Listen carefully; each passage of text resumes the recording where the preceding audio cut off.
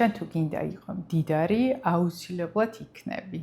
მთავარია გაარკვიო, მართლა არის თუ არა სიმდიდრე შენი მიზანი, იმიტომ რომ მდიდარი და დოლათიანი ცხოვრება შეუძლია ყველას, ყველა ადამიანს აქვს ამის უფლება, მიუხედავად იმისა, სად დაიბადა, როგორია, რა გარემოში გაიზარდა, უბრალოდ უნდა გადაწყვიტოს, ფოკუსირდეს ამაზე და თან განთავისუფლდეს იმ აზროვნებისგან, რომელიც ზღუდავს მის წინსვლას. გამარჯობა, მე ვარ ელენე, ეს არის ჩემი არხი Reverse Monday და დღეს ვისაუბრებთ 5 ძირითად ჩვევაზე, რომელიც აფერხებს ადამიანს გამდიდრდეს და რეალურად ამყოფებს სიღარიბის მარტუხებში. სანამ ამ 5 ჩვევაზე გადავალ, მინდა მოკლედ განვმარტო ჩემი გადმოსახედიდან რა არის სიმდიდრე. სიმდიდრე არ არის ბევრი ფულის გამომუშავების უნარი, სიმდიდრე არის კომბინაცია ბევრი ფულის გამომუშავების უნარის პლუს მისი ინვესტიციის, შენარჩუნების, გაბევრების და ამის პარალელურად მშვიდად და სტაბილურად ცხოვრების. იმიტომ რომ ძალიან ბევრი ადამიანი და უმეტესობა, ვინც ესე ვთქვათ, კარგია იმაში, რომ კონდეს კარგი შემოსავალი, მაღალი ხელფასი ან წარმატებული ბიზნესი, ვერ ახერხებს მის შენარჩუნებას ან გაბევრებას. აქედან გამომდინარე, ის არის დასტრესილი და არ აქვს, ესე ვთქვათ, მდიდარი ადამიანის ცხოვრება და აზროვნება. ზუსტად ამიტომ შეიძლება მისი ბედნიერების ხარისხი და სიმშვიდის მდგომარეობა იგივე იყოს, როგორიც არის ადამიანის, ვისაც აქვს შეიძლება ხელფასი 600 ლარი ყოველ თვეში და ძლივს ყოფნიდეს ეს თანხა თვიდან თვემდე. აქედან გამომდინარე, დავიწყოთ ახლა საუბარი, რა არის ის 5 ჩვევა, რომელიც არ გვაძლევს საშუალებას, რომ გამდიდრდეთ. აქვე დაგამშვიდებთ, რომ 5-ვე ჩვევა იყო წარსულში ჩემს ცხოვრებაში, 5-ვე ერთდროულად არ წამიშლია და არ გარდამიქმნია, ეტაპობრივად მოხდა და უკვე ბოლო არ ვიცი 5 წელი, სადღაც შუა კოვიდის პერიოდიდან დღემდე ვფიქრობ, რომ თავისუფალი ვარ ამ ჩვევებისგან და ამან მნიშვნელოვნად შეცვალა ჩემი ცხოვრება უკეთესობისგან და პირველ რიგში მომიტანა სიმშვიდე და ფინანსური სტაბილურობა. პირველი, რაც მინდა რომ აღვნიშნო და შეიძლება ეს ვიდეო ინგლისურად რო ჩამეწერა, ეს საერთოდ არ აღმენიშნა, ან არ ყოფილიყო პირველი და ბოლო მეთქვა, მაგრამ შემჩნეული მაქვს, რომ ჩვენი კარგი თვისება ქართველების, რაც არის დღევანდელი დღით ცხოვრება და ესე ვთქვათ, ხალისი, ცხოვრების სიყვარული, ამდენი სუფრა აღნიშვნა, გადმოიტანება იმაშიც, რომ არ ვიცით ბიუჯეტის გაკეთება, დანაზოგის გაკეთება, ინვესტიციების განხორციელება, ანუ გვესმის დღევანდელი დღით ცხოვრება, რაც არის აწმყოში ყოფნა, რაღაც პირდაპირი მნიშვნელობით, რა, აი ჩაირიცხა ხელფასი 24 საათიც ვერ ვაჩერებთ ანგარიშზე, ისე რომ მნიშვნელოვანი ნაწილი არ დავხარჯოთ და თან დავხარჯოთ. ძირითად ვალდებულებებში რაც გვაქვს, სესხი, ოჯახი, არ ვიცი, მანქანა და ასე შემდეგ, გავარდებით სასწრაფოდ მაღაზიაში, მერე ყველა მეგობარს ჩვენ დავპატიჟებთ სასმელზე და ხელფასის 70% არის ერთ კვირაში მაქსიმუმ აორთქლებული. ყოველ შემთხვევაში მე ასე ვიყავი და ჩემ გარშემო ბევრი ადამიანი იყო ესა და მაგ პერიოდში, რომ ესე დღევანდელი დღით ვცხოვრობდი, გადაწყვეტილებებსაც ესე ვიღებდი, ეხლა მინდა ეს მანქანა, ეხლა მინდა ეს სახლი, მაგრამ არ მაქვს სრული თანხა, მაქვს მესამედი, ან ნახევარი, ან საერთოდ არ მაქვს და მოდი ვიყიდი და მომავალმა ელენემ აგოს ამაზე პასუხი მერე როგორ გაისტუმრებს. და რამდენადაც კარგია აწმყოთი ცხოვრება, აწმყოთი ცხოვრება და დღევანდელი დღით ტკბობა არ გამორიცხავს იმას, რომ მომავლისთვის რაღაცა ესე ვთქვათ, განვახორციელოთ ისეთი, რაც შეგვიმსუბუქებს, გაგვიუმჯობესებს ჩვენს ხვალინდელ დღეს და პლუს არ დაამძიმებს. ის მაინც ვქნათ ქართველებმა, რომ არა ვიღოთ უამრავი ისეთი ვალდებულება დღეს, იმის მიხედვით თუ დღეს რა გვინდა, რომ არ დავამძიმოთ ჩვენი, ესე ვთქვათ, მომავალი. განსაკუთრებით ისეთ არასტაბილურ სამუშაო ბაზარზე, როგორიც არის ჩვენს რეგიონში და არა მარტო საქართველოში, პლუს ხელოვნური ინტელექტის, ესე ვთქვათ, ესეთი სწრაფი განვითარების ფონზე და პლუს გლობალური აი ესეთი რაღაცა ბობოქარი პოლიტიკური მდგომარეობა რა გვაქვს. ანუ დღევანდელი დღით ცხოვრება, როცა ეხება ფულს, არ არის ჯანსაღი და არის ძალიან მავნე ჩვევა და პირველივე დღეს, როცა მიიღებთ ხელფას თუ დივიდენდს თუ არ ვიცი სახლის ქირას 10% მაინც და სასურველია 20% გადადეთ თქვენს შემნახვალ სეიფში. რისთვის უკვე მაგას ჩავშლი დღევანდელ ვიდეოში, მაგრამ შეინახეთ და არა ის რომ თლიანად დახარჯოთ და კითხეთ მართლა მინდა თუ არა ეს ნივთი, რაში მჭირდება საერთოდ, ხო შეიძლება რომ მოვითფინოთ, დავაგროვოთ თანხა და მერე ვიყიდო. ანუ დღევანდელი დღით ნუცხოვრებთ, როცა საქმე ეხება ფინანსებს და მე იმას არ გეუბნებით, რომ იცხოვროთ მარტო მომავლით, მაგრამ იპოვნეთ ოქროს შუალედი. მე ეს ვიპოვნე და ძალიან დიდი სიმშვიდე შემოვიდა ძილის წინ. არ ვშფოთავ, არ ვღელავ ტრამპი რას იტყვის და ირანში დაიწყება თუ არა ომი. როგორც ადამიანს მაწუხებს, მაგრამ ფინანსური მდგომარეობიდან გამომდინარე არ მაწუხებს. ანუ ისე უნდა შეიქმნა მეტნაკლებად სტაბილურობის ბალიში, რომ ამ მოვლენებმა რაც შეიძლება ნაკლები გავლენა იქონიოს შენს მდგომარეობაზე. მეორე ძალიან უკავშირდება პირველ ჩვევას და არის ყველაფერზე სამომხმარებლო სესხი და განვადება. ანუ ბანკშიც არ გინდა მისვლა უკვე ონლაინ აპლიკაციაში შეგიძლია გააკეთო, მაღაზიაშივე შეგიძლია გააკეთო. შეიძლება მოლში სასეირნოდ წახვედი, იმიტომ რომ გარეთ ცუდი ამინდი იყო. და აი გაიარე და რაღაცა ტელეფონი მოგეწონა, ერთიანი ფასი ძვირი არ გაქვს, მაგრამ წერია თვეში 59 ლარიდან, ან არ ვიცი 250 ლარიდან.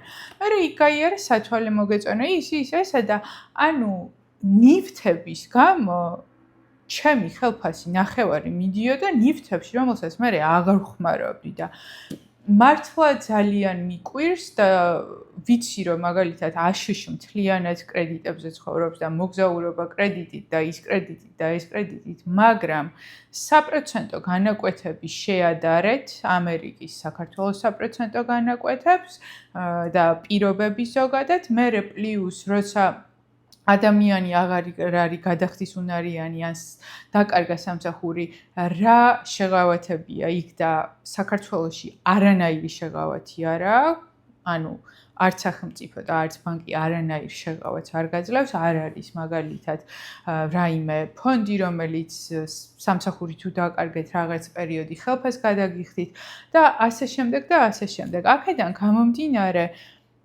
შეიძლება, რა თქმა უნდა, იპოთეკური სესხი გააკეთოთ და იყიდოთ სახლი, თუმცა ამაზეც კარგად უნდა დაფიქრდეთ, მაგრამ სახლის ფასი იმატებს, ანუ მისი ფასი არ იკლებს, მით უმეტეს, საქართველოს სტატისტიკას თუ გადავხედავთ ბოლო ბევრი წლის, არის მუდმივად მატებაში, ხო? ანუ ჩვენს რეგიონში კრიზისმა გამოიწვია პირიქით საქართველოში უძრავი ფონების ფასის მატება. შესაბამისად, თქვენი თანხა ხელფასის რომ მიდის ისეთ ესე ვთქვათ, ქონებაში, რომლის ფასიც იმატებს, კიდე გამართლებულია, მაგრამ თქვენი ხელფასი, როცა ყოველთვიურად მიდის ისეთ ქონებაში, რომლის ფასი იმატებს, კი არა და იკლებს, ანუ რეალურად თქვენი ხარჯი მარტო ის კი არ არის, რომ სამომხმარებლო სესხზე ძალიან დიდ პროცენტს იხდის. თქვენი ხარჯი ასევე ისიც არის, რომ ის ნივთი რო იყიდეთ 1000 ლარად, ის ნივთი 800 იღირს, მერე 700 იღირს და ეს თანხაც თქვენი ხარჯი, ანუ ვერასდროს ვერ გაყიდი iPhone 7000 ლარიანს, თუნდაც ერთ თვეში 6500 ლარად, ან იგივე ფასად. აქედან გამომდინარე, მე ყოველ შემთხვევაში ესე ვცხოვრობ ეხლა და ბევრად მარტივია ჩემი ცხოვრება, თუმცა შეიძლება ნაკლები ფუფუნების საგანი მაქვს. თუ მინდა რაღაცის ყიდვა, ვუყურებ ჩემს საბანკო ანგარიშს, მაქვს ერთიანი თანხა, ვყიდულობ. არ მაქვს, მაშინ მექნება სამი მოდელით უკანა ტელეფონი და არ მინდა ეს ყოველთვე სხვადასხვა რიცხვში გაურკვეველი თუ გარკვეული თანხების ჩამოჭრა და პლუს ის რომ 3 წლის წინანდელ ელენეს რო უნდა და სიტყვაზე მანქანა ან არ ვიცი ვაზა პირობითად ვამბობ რომ დღევანდელმა ელენემ თავის შრომიდან იხადოს ის მოძრავ ქონებას რაც შეეხება გარდა ოქროსი და ვერცხლის ყველაფერი თითქმის იკლებს ფასში. სამომხმარებლო ნივთები რაც არის ახლა რაღაც საკოლექციო ნახატებს არ გულისხმობ. აქედან გამომდინარე მოერიდეთ განვადებებს და სამომხმარებლო სესხებს. იმიტომ რომ როგორც წესი თან არის კაბალურ პირობებში და ის ზოგადად ვინც დაინტერესებულია გამდიდრებით და ფინანსური სტაბილურობით და სიმშვიდით აუცილებლად ჩემი აზრით უნდა წაიკითხოს რობერტ კიოსაკის ეს წიგნი, რომელიც არის დიდარი მამა, ღარიბი მამა. რობერტ კიოსაკის ეს წიგნი ჩემი აზრით ძალიან კარგად აღწერს რა ჩვევები აქვს ღარიბ ადამიანებს, რომლებიც ვერასდროს ვერ გამდიდრდებიან, სანამ ამ ჩვევებს არ დაამუშავებენ და რა ჩვევები და აზროვნება აქვს მდიდარ ადამიანებს. თუმცა ერთი ნაწილი, რომელიც ძალიან მნიშვნელოვანია, არ ვრცელდება საქართველოზე, მაგრამ ვრცელდება ამერიკა, ევროპა და ყველა იმ ქვეყანაში, სადაც არის დაბალი საპროცენტო განაკვეთი, განსაკუთრებით უძრავი ქონების იპოთეკის შემთხვევაში, თუმცა როგორ მუშაობს ეკონომიკა, რაში გავაკეთოთ ინვესტიციები, მაგალითად ოქროს და ვერცხლს რო ვყიდულობთ, თუ არ ვყიდულობთ იმისთვის, რომ ჩვენ გვეკეთოს და არამედ ვყიდულობთ იმიტომ, რომ ინვესტიცია ხო ვაგროვებთ სიტყვაზე. ან ჩვენ შვილებს გვინდა მომავალში გადავცეთ, ნუ იყიდით ნიმუში, ანუ როგორ ნამუშევრებს რაღაცა ხელოვნების ნიმუშებს, ან თვლებით, ან არა აქვს მაგას ფასი. უნდა იყიდოთ ან მონეტა, ან ესე ვთქვათ, ფასიანი ქაღალდის სახით, ანუ დაუმუშავებელი, სადაც ხელობაში თანხა არ ემატება. ძვირფას მეტალებს რაც შეეხება და ძვირფასი მეტალები ძალიან კარგი გზა არის თანხის სტაბილურად ზრდის და დაგროვების და რო შევაჯამო ეს არ იმოგზაუროს სესხით სათვალეებს ნუ იყიდი არ ვიცი მარჟიელას და გუჩის სესხით იყიდე რაღაცა მარტივი 30-40 ლარიანი სიტყვაზე რაც ლამაზია და ფუნქციას ასრულებს უბრალოდ ნუ დაიგროვებ განვადებებს და სამომხმარებლო სესხებს. იმიტომ რომ ეს ნივთები ჩემზე კარგად იცით, როგორც წესი ბეზრდება, ფუჭდება, აღარ გვინდა და არც გაიყიდება იმ თანხად არასდროს რა თანხათაც ჩვენ ვიყიდეთ. და წაიკითხეთ ეს წიგნი, ვისაც კითხვა, ეს წიგნი არის ქართულადაც ვნახე, იყიდება მაღაზიებშიც და არის ონლაინ PDF-ით. და რობერტ კიოსაკის უამრავი პოდკასტი გამოსვლა ლექცია არის ნათარგმნი რუსულადაც შეგიძლიათ ნახოთ, არის ინგლისურად თავისავად და ძალიან საინტერესოა. რა კი არის ესეთი, რა ქვია, სპეციფიური, მაგრამ ფილტრი რო დაადოთ 90%-ს ლაპარაკობს არა რაღაც ისეთ, როგორ ვთქვა, გაპაფსავებულ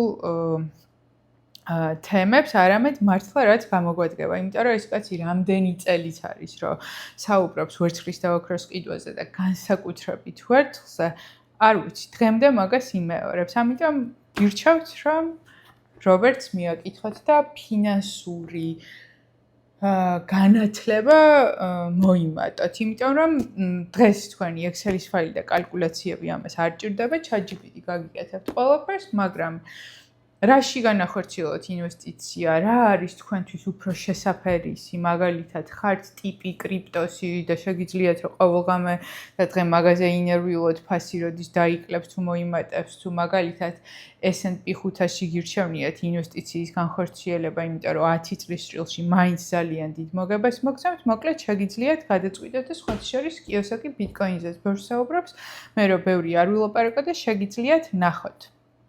მესამე მავნე ჩვევა არის ბიუჯეტის არ ცოდნა, არ ქონა, არ ვიცით რაც გინდათ ის დაარქვით და მე სულ ვეუბნებოდი ჩემ თავს, რომ აი არ მიყვარს ეს რიცხვები ახლა Excel-ის ფაილში რა არის ცხოვრება, ბუღალტერი ხარ. უმარტივესია.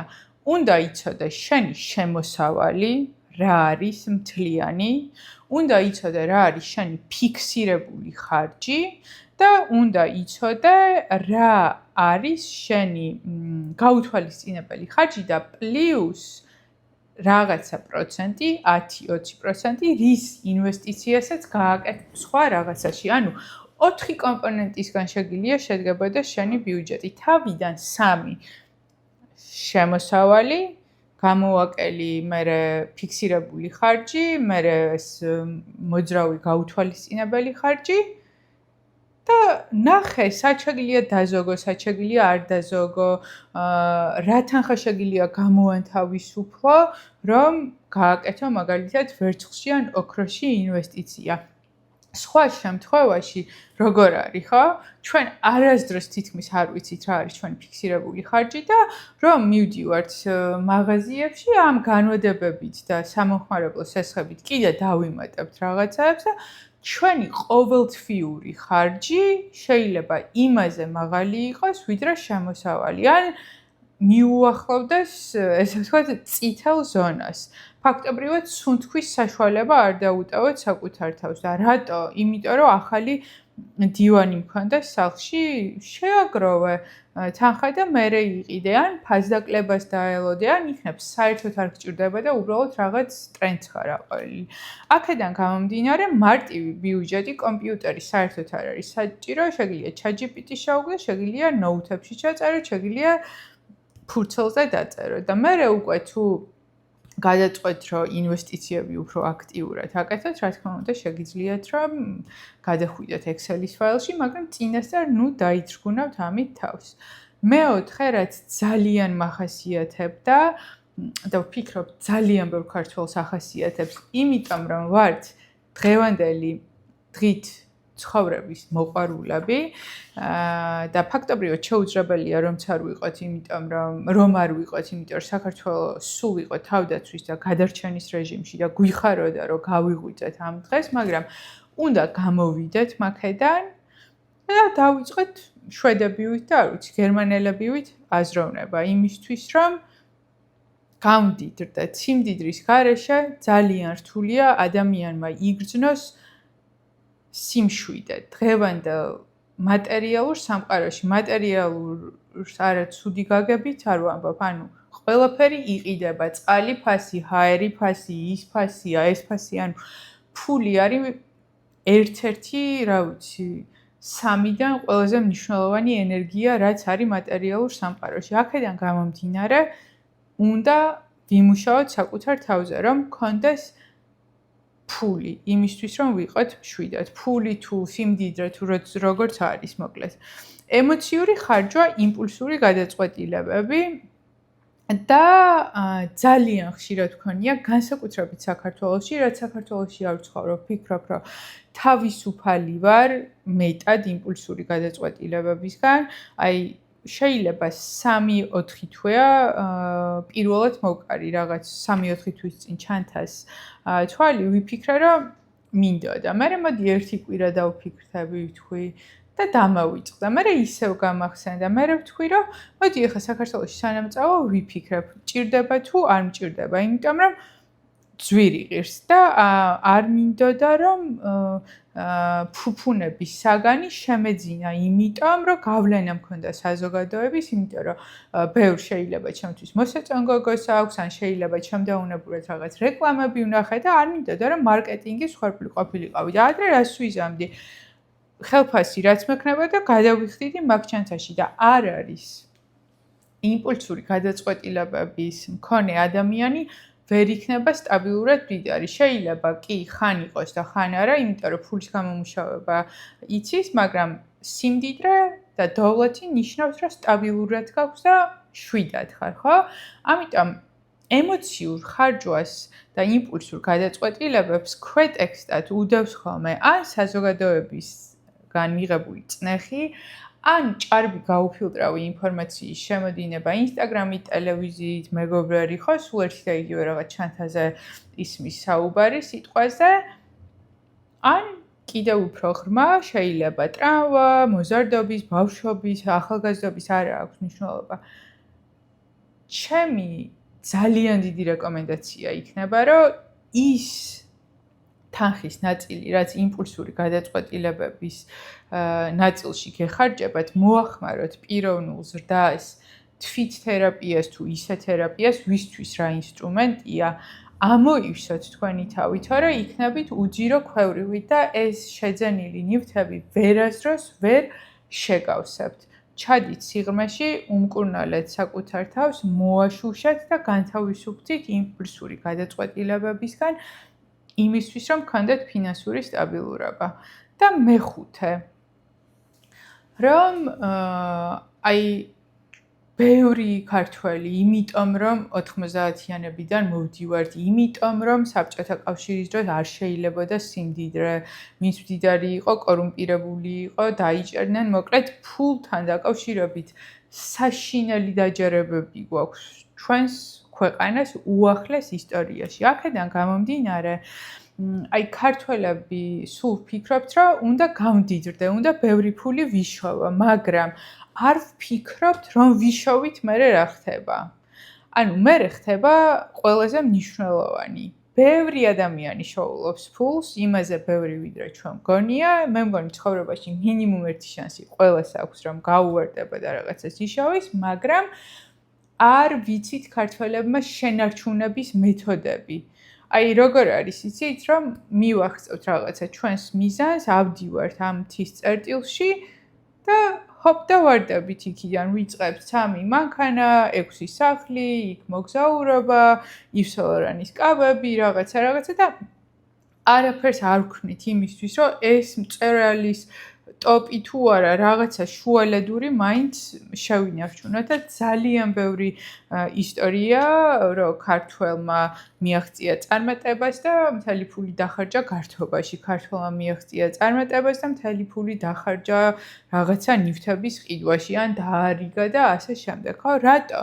იმიტომ რომ არ ვიცით იმის იქით რა ხდება. შოვნის იქით აღარ ვფიქრობთ. შესაბამისად, ჩვენ თუ გადავწყვიტეთ, რომ გვინდა მდიდრები ვიყოთ, მაგ გადაწყვეტილებასთან ერთად უნდა ვიზრუნოთ წინასწარ სასურველია, რომ რისკები დავეზღვიოთ, როგორ შევინარჩუნებთ, როგორ გავაბევრებთ, ხო და როგორ ხდება ეს. უნდა ფინანსური განათლება გქონდეს. ფინანსურ განათლებაში კიდევ ერთხელ გულისხმობ ანალიტიკას და რეპორტინგს არ გულისხმობ. კიდევ ერთხელ ვიტყვით, რომ ამას არ გულისხმობ.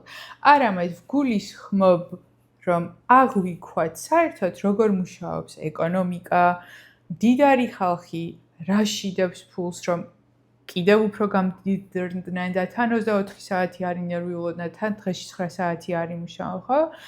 მით უმეტეს, როცა ჩვენ გვაქვს ინტერნეტი, გვაქვს ხელოვნური ინტელექტი და გვაქვს გლობალურ ბაზრებზე წვდომა, ანუ საფონდო ბირჟებზე, რომელზეც გინდა, ხო? თუ არის რაღაცა საფონდო ბირჟა გახსნილი ამერიკელისთვის, ის ქართველისთვისაც არის, მეტწილად გახსნილი. აქედან გამომდინარე, დაფიქრდით, სად შეგიძლიათ ინვესტიციების განხორციელება, ნაკლებად თუ რისკო, თუ საშუალო, თუ მაღალრისკიანი, ეგ უკვე თქვენი თავდაჯერებიდან, ცოდნიდან გამომდინარე უნდა მიიღოთ გადაწყვეტილებები, მაგრამ თანხის შოვნასთან ერთად ყოველთვის იფიქრეთ შენარჩუნებაზე და ჩემი რჩევა იქნება, რომ დიდწილად ახალი ნაშოვნი თანხა თითქმის მთლიანად ჩააბრუნოთ მის გაბევრებაში, ვიდრე გართობა, დასვენება და ძვირფასი ნივთების ყიდვაში. ყოველ შემთხვევაში არ ქნათ ისე, როგორც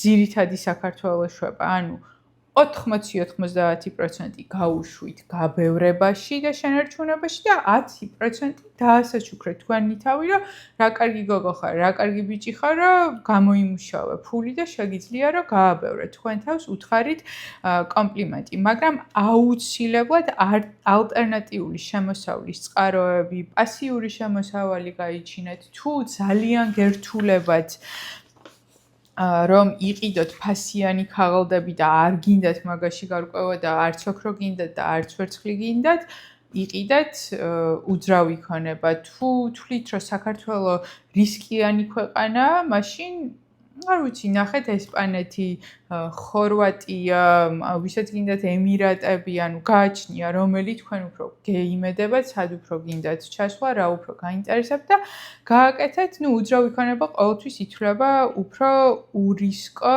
ესე ვთქვათ, ინვესტიციად, მაგრამ რეგიონი დღევანდელი პოლიტიკური მდგომარეობიდან გამომდინარე უნდა აარჩიოთ ძალიან კარგად. და აქ ერთი ძალიან კარგი მაგალითი გამახსენდა და თავიდან მე მივუბრუნდი. ადრე მახსოვს, რომ წავიკითხე თუ მოვისმინე, რომ იაპონიაში 90-იანი წლებიდან დაიწყო ესეთი ბუმი, რომ ძირითადად მათი კულტურიდან გამომდინარე, მოკლედ და ტრადიციებიდან გამომდინარე, იაპონიაში ქალები არ მუშაობდნენ, იყვნენ დიასახლისები. ეხლაც ბევრი არის ესე, განსაკუთრებულად ტრადიციულ ოჯახებში, კაცები მუშაობდნენ, მაგრამ კაცებს ფული მიქონდათ სახლში და ესე ვთქვათ, ქალი იყო მათი ანაბარი. ანუ ამ ანაბრის თანხას ყოველთვის აბარებდნენ ქალს. საშუალო სტატისტიკა არის, რომ თითქმის ყველა ოჯახში. და ეს ქალები რა შვებოდნენ? ანუ ამ ქალებს არ მოწონდათ, რომ ძალიან დაბალი პროცენტი იყო ანაბარზე ბანკებში, ჰქონდათ ინტერნეტი, ჰქონდათ კომპიუტერი, იყვნენ სახლში მშვიდად და დაიწყეს ვალუტებით ვაჭრობა. და იმდენად დიდი იყო მათი უკვე მოძრაობა და გავლენა, ჯერ ხო შეერქვათ სახელი მის ვათანაბის ეძახდნენ, მერე უკვე ანუ გაცვლით კურსზე ჰქონდათ, ესე ვთქვათ, გავლენა იმის მიხედვით, თუ როგორ ივაჭრებდნენ და რამდენს ივაჭრებდნენ და სხვათა შორის 2010 წლამდე დაახლოებით ეს გაგრძელდა, ეხლაც გრძელდება, მაგრამ უფრო მასიურად. უბრალოდ აი 90-იანებში, სადაც არავინ არსად არ ვაჭრობდა ქალი, აი იაპონიაში დაიწყო ეს და რისი თქმა მინდა, რომ მათ ჰქონდათ ინტერნეტი, ჰქონდათ კომპიუტერი და არც თუ ისე დიდი ცოდნა ამ სფეროში. უბრალოდ ნელა მშვიდად სახლში სანამ მარტო იყვნენ, ან შეიძლება არ იყვნენ, შვილებიც იყვნენ, მაგრამ მეცადინეობდნენ და ასე შემდეგ.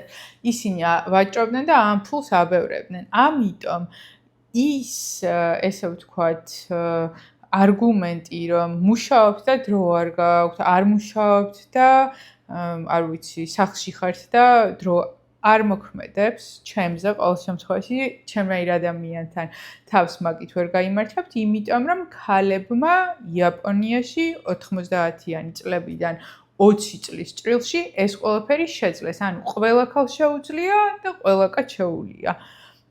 აქედან გამომდინარე, ალბათ რომ შევაჯამოთ, გამონახეთ დღეში 9 საათი, 1 საათი, რომ ამ კაცს ჩაუჯდეთ, ან ეს წიგნი წაიკითხოთ, ან პოდკასტებს მოусმინოთ, თუ გინდათ სხვა ავტორი ნახეთ, არ აქვს მნიშვნელობა, ფინანსური განათლება აიმაღლეთ, იფიქრეთ ალტერნატიული შემოსავლის წყაროებზე, რადგან ყველა დამსაქმებლისთვის ჩვენ, მე ვიყავი, ეხლა თქვენ ხართ რიცხვი, როგორც კი შეექმნებათ ფინანსური პრობლემა, როგორც კი იპოვნიან უკეთეს ხელსაწყოს, რომ ჩაგანაცვლოთ, რომელიც არ გახდება ავად, რომელსაც არ უნდა შვებულება, რომელსაც არ აქვს ხასიათის ცვლილება. რაც არის ხელოვნური ინტელექტი ან რობოტექნიკა, ჩაგანაცვლებენ მოემზადეთ ფინანსური განათლებით, ალტერნატიული ფინანსური შემოსავლის წყაროებით და სტაბილურობით. სულ ეს არის, რაც დღეს მინდა დამეთქვა. იმედია საინტერესო იყო და თუ საინტერესო იყო, დამიწერეთ კომენტარებში და აუცილებლად ამ თემის ირგვლივ ვიტრიალებ და რაც ვიცი, იმასაც გაგიზიარებ და რასაც ვისწავლი, იმასაც რაღაცნაირად ჩამოვაყალიბებ და გაგიზიარებ. დიდი მადლობა.